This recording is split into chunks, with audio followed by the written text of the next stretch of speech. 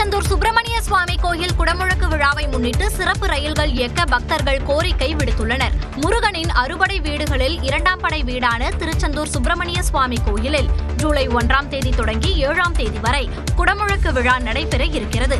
குடமுழக்கின் முக்கிய நிகழ்வான திருக்குட நன்னீராட்டு ஜூலை 7ஆம் தேதி காலை 6:15 மணிக்கு நடைபெறுகிறது.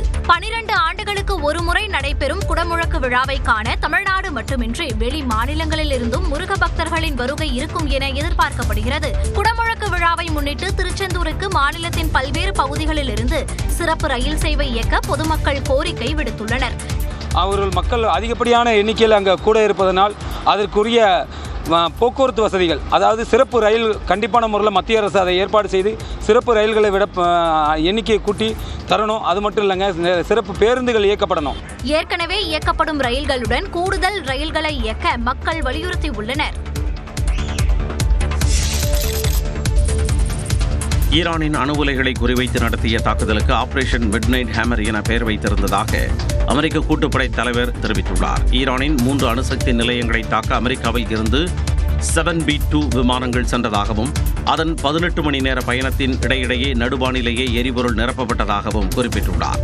ஈரான் நேரப்படி ஞாயிற்றுக்கிழமை நள்ளிரவு 12:30 மணிக்கு அமெரிக்க போர் விமானங்கள் ஈரான் வான்பரப்பிற்குள் நுழைவதற்கு முன்பாக அமெரிக்க நீர்மூழ்கி கப்பலில் இருந்து 24க்கும் மேற்பட்ட ஏவுகணைகள் இஸ்பஹான் அணுசக்தி நிலையத்தின் மீது ஏவப்பட்டதாக கூறியுள்ளார். பின்னர் ஈரான் நேரப்படி நள்ளிரவு 2:10 மணிக்கு விமான தாக்குதல்கள் தொடங்கப்பட்டதாகவும் முதற்குண்டு முதன்மையான அணுசக்தி நிலையமான போர்ட்டோ மீது போடப்பட்டதாகவும் தெரிவித்துள்ளார். போர்ட்டோ மற்றும் நடான்ஸ் அணுசக்தி நிலையங்கள் மீது அடுத்தடுத்து 14 பங்கர் பஸ்டர் வெடிகுண்டுகளை B-2 விமானங்கள் வீசியதாகவும் கூறியுள்ளார். 25 நிமிடங்களில் அனைத்து தாக்குதல்களையும் முடித்துவிட்ட அமெரிக்க விமானங்கள் ஈரான் எல்லையை விட்டு வந்துவிட்டதாகவும் அமெரிக்க கூட்டுப்படை தலைவர் டென் ஜெயின் குறிப்பிட்டுள்ளார். அமெரிக்காவின் மிசோரியில் உள்ள தளத்தில் இருந்து இந்த தாக்குதல் திட்டம் தொடங்கியதாகவும் 2001ஆம் ஆண்டு செப்டம்பர் 11ஆம் தேதி தாக்குதலுக்கு பிறகு B-2 ரக விமானங்கள் நிகழ்த்திய மிகப்பெரிய ராணுவ நடவடிக்கை இது எனவும் கூறினார். ஈரான் தாக்கினால் பதிலுக்கு தாக்க தயாராக இருப்பதாக அமெரிக்க கூட்டு பாதுகாப்பு படைகளின் தலைவர் டென் ஜெயின் தெரிவித்துள்ளார். ஈரானில் நடத்தப்பட்ட தாக்குதல் குறித்து விளக்கம் அளித்த டென் ஜெயின், ஈரான் ராணுவ நிலைகளையோ ஈரான் மக்கள் மீதோ தாக்குதல் நடத்தவில்லை என கூறினார். இது ஈரானின் ஆட்சி மாற்றத்தை ஏற்படுத்துவதற்கான நடவடிக்கை இல்லை எனவும் தங்களின் தேசிய நலனுக்கு ஏற்படும் அச்சுறுத்தலை தடுக்கும் செயல் எனவும் விளக்கமளித்தார். This included, as the president stated last night, 14 30,000-pound GBU-57 massive ordnance penetrators, marking the first ever operational use of this weapon.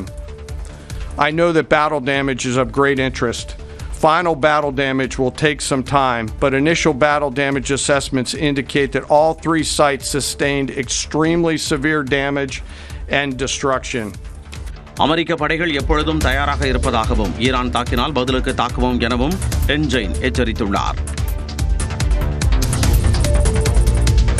America நடத்திய தாக்குதலில் ஈரானின் அணுசக்தி தளங்களில் மிகப்பெரிய சேதம் ஏற்பட்டிருப்பதாக அமெரிக்க அதிபர் டிரம்ப் தெரிவித்துள்ளார். இதுகுறித்து தனது சமூக வலைதள பக்கத்தில் பதிவிட்டுள்ள டிரம்ப், கிரேட் B-2 விமானிகள் மிசோரியில் பாதுகாப்பாக தரையிறங்கியதாக கூறியுள்ளார். இந்த தாக்குதல் அமெரிக்க ராணுவத்தின் சிறந்த திறமைக்கான எடுத்துக்காட்டாக விளங்குவதாக குறிப்பிட்டுள்ளார். தற்போது ஈரானிய ஆட்சியால் ஈரானை மீண்டும் சிறந்த நாடாக மாற்ற முடியவில்லை என்றால் ஏன் ஆட்சி மாற்றம் ஏற்படக்கூடாது என்றும் வினவியுள்ளார். இதனிடையே ஈரானின் அணு உலைகளை குறிவைத்து அமெரிக்கா தாக்குதல் நடத்தினாலும் எவ்வித பாதிப்பும் ஏற்படவில்லை என ஈரான் அரசு ஊடகம் கூறியுள்ளது. கோம் பகுதியில் உள்ள மக்களும் பாதிக்கப்படவில்லை என தெரிவிக்கப்பட்டுள்ளது.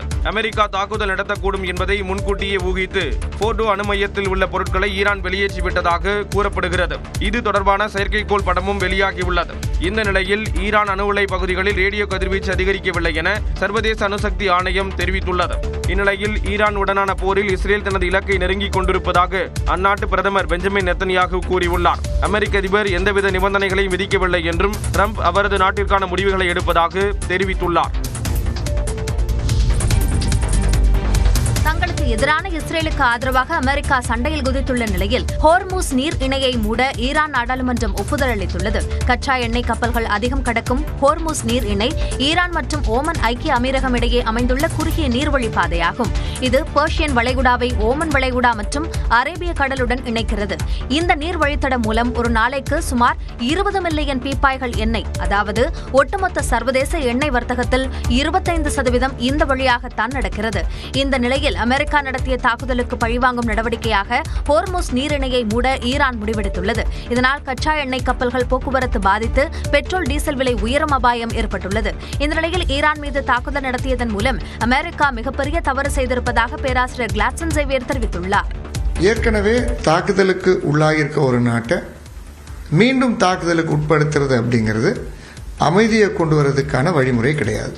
அமெரிக்காவின் தாக்குதலை ஈரான் சாதாரணமாக எடுத்துக் கொள்ளாது என்றும் தெரிவித்தார்.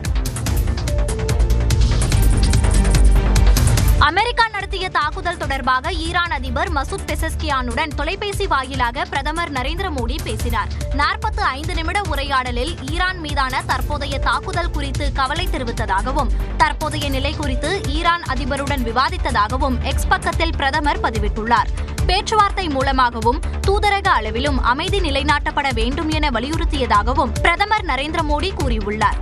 மற்றொருபுறம் ஈரானுக்கு ஆதரவாக ஏமனும் போரில் குதித்துள்ளது. இது தொடர்பாக அந்நாட்டு ராணுவத்தின் எக்ஸ் தள பக்கத்தில் ஏமன் கடல் பரப்பில் இருக்கும் கப்பல்களை உடனடியாக வெளியேற்றும்படி எச்சரிக்கை விடுக்கப்பட்டுள்ளது. ஈரான் இறையாண்மை மீதான அமெரிக்காவின் தாக்குதலை ஏற்றுக்கொள்ள முடியாது என சவுதி அரேபியா கண்டனம் தெரிவித்துள்ளது.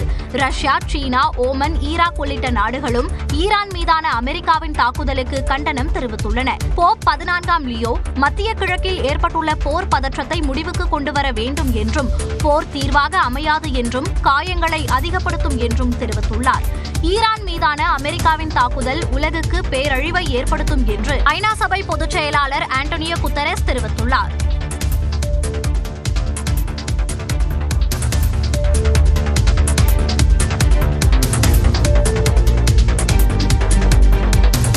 தஞ்சை, சிவகங்கை, கடலூர் உள்ளிட்ட தமிழ்நாட்டின் பல்வேறு இடங்களில் மழை பெய்துள்ளது.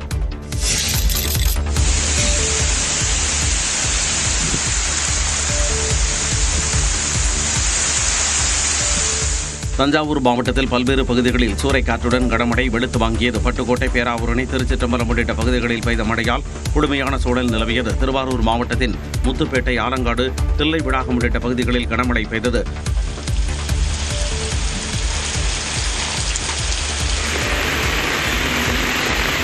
புதுக்கோட்டை மாவட்டத்தில் அறந்தாங்கி, நாகுடி, மணமேல்குடி, ஆவுடையார் கோவில் சுற்றுவட்டார பகுதிகளில் பலத்த காற்றுடன் கனமழை கொட்டியது.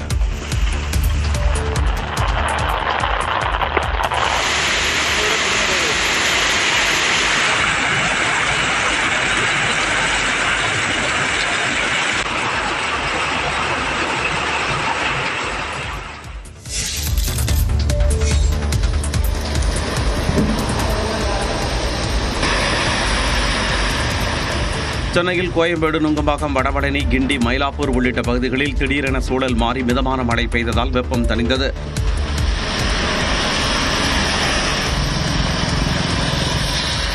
இதேபோல வேலூர் மற்றும் அதைச் சுற்றியுள்ள இடங்களில் திடீரென கனமழை வெளுத்து வாங்கியதால் வாகன ஓட்டிகள் அவதியடைந்தனர்.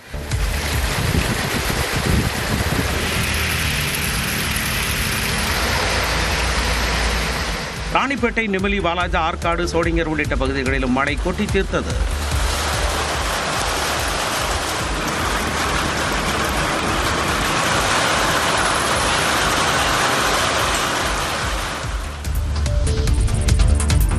தமிழ்நாட்டில் 7 இடங்களில் நேற்று வெயில் சதமடித்ததாக வானிலை ஆய்வு மையம் தெரிவித்துள்ளது. தமிழ்நாட்டின் பல்வேறு பகுதிகளில் மழை பெய்தாலும் ஒரு சில இடங்களில் தொடர்ந்து வெயில் வாட்டி வருகிறது. அதன்படி நேற்று அதிகபட்சமாக மதுரை விமான நிலையத்தில் 105 டிகிரி ஃபாரன்ஹீட் வெப்பம் பதிவாகியுள்ளது.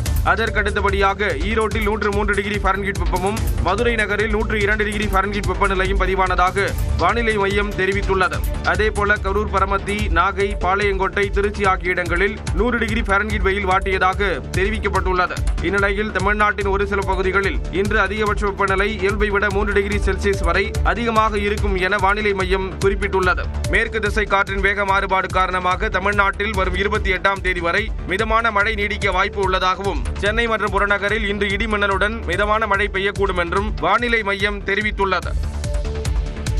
கிண்டி பசுமை பூங்காவுக்கான பணிகளை தமிழ்நாடு அரசு விரைவுபடுத்தியுள்ளது.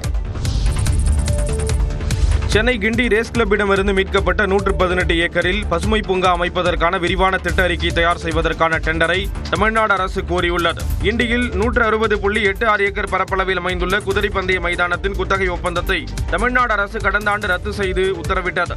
இதையடுத்து கிண்டி ரேஸ் கிளப் நிர்வாகத்திடமிருந்து 4832 கோடி ரூபாய் மதிப்பிலான 118 ஏக்கர் நிலத்தை தமிழ்நாடு அரசு மீட்டது. இதனிடையே வேளச்சேரியில் ஏற்படும் வெள்ள பாதிப்பை தடுப்பது, ஆக்கிரமிப்புகளால் ஏரியின் பரப்பு பெருமளவு குறைந்திருப்பது, கழிவுநீர் கலப்பது, குப்பைகள் கொட்டுவது உள்ளிட்டவைகள் குறித்து தென்மண்டல பசுமை தீர்ப்பாயத்தில் மனு ஒன்று தாக்கல் செய்யப்பட்டது.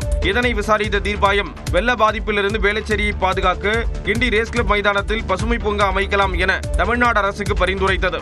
இதையடுத்து கிண்டியில் பசுமை பூங்கா அமைப்பதற்கான அறிவிப்பை கடந்த ஆண்டு செப்டம்பர் மாதம் தமிழ்நாடு அரசு வெளியிட்டது. இந்நிலையில் அதற்கான விரிவான திட்ட அறிக்கை மற்றும் வடிவமைப்பை தயார் செய்வதற்கான டெண்டரை தமிழக அரசு கோரியுள்ளது. வண்ண மலர் படுகைகள், மலர் சுரங்கப்பாதை, தோட்டங்கள், கண்ணாடி மாளிகை, பறவைகள் இடம் மற்றும் அன்னத்துப்பூச்சி தோட்டம் உள்ளிட்ட 25 வகையான வசதிகளுடன் இந்த பூங்காவை உருவாக்க தமிழ்நாடு அரசு திட்டமிட்டுள்ளது. துறைகளிலும் தமிழ்நாட்டை பின்னுக்கு தள்ளி கடன் வாங்குவதில் முதன்மை மாநிலமாக மாற்றியுள்ளதாக முதலமைச்சருக்கு எதிர்க்கட்சித் தலைவர் எடப்பாடி பழனிசாமி கண்டனம் தெரிவித்துள்ளார். அந்நிய முதலீடுகளில் தமிழ்நாடு பின்னடைந்துள்ளது என்பது தொழில் மற்றும் உள்நாட்டு வர்த்தக மேம்பாட்டுத்துறையின் தரவுகள் மூலம் தெரியவந்துள்ளதாக இபிஎஸ் தனது அறிக்கையில் குறிப்பிட்டுள்ளார். இந்தியாவின் 51% அந்நிய முதலீடுகளை மகாராஷ்டிராவும் கர்நாடகாவும் இணைந்து கைப்பற்றியுள்ளதாகவும் தமிழ்நாடு வெறும் $3.68 பில்லியன் 5வது இடத்திற்கு தள்ளப்பட்டுள்ளதாகவும் கூறியுள்ளார். மாநிலத்தின் பொருளாதார முன்னேற்றத்தில் திமுக அரசின் நிர்வாக திறமையின்மையை இது வெளிப்படுத்துவதாகவும் எடப்பாடி பழனிசாமி விமர்சித்துள்ளார். இதன் மூலம் முதலமைச்சரின் வெளிநாட்டு பயணங்கள், உலக முதலீட்டாளர் மாநாடு போன்றவை வெற்று விளம்பரங்களாக மாறியுள்ளதாகவும் அவர் குறிப்பிட்டுள்ளார். ஆந்திரா, கர்நாடகா, தெலங்கானாவுடன் ஒப்பிடுகையில் தமிழகத்தில் தொழில்துறை பின்தங்கியுள்ளது என்று அமைச்சர் பழனிவேல் தியாகராஜனே கூறியுள்ளதாகவும் எடப்பாடி பழனிசாமி தெரிவித்துள்ளார். இதனை கருத்தில் கொண்டு வரும் சட்டமன்ற தேர்தலில் திமுகவுக்கு மக்கள் தோல்வியை பரிசளித்து அதிமுகவை ஆட்சியில் அமர்த்துவார்கள் என்றும் எடப்பாடி பழனிசாமி நம்பிக்கை தெரிவித்துள்ளார்.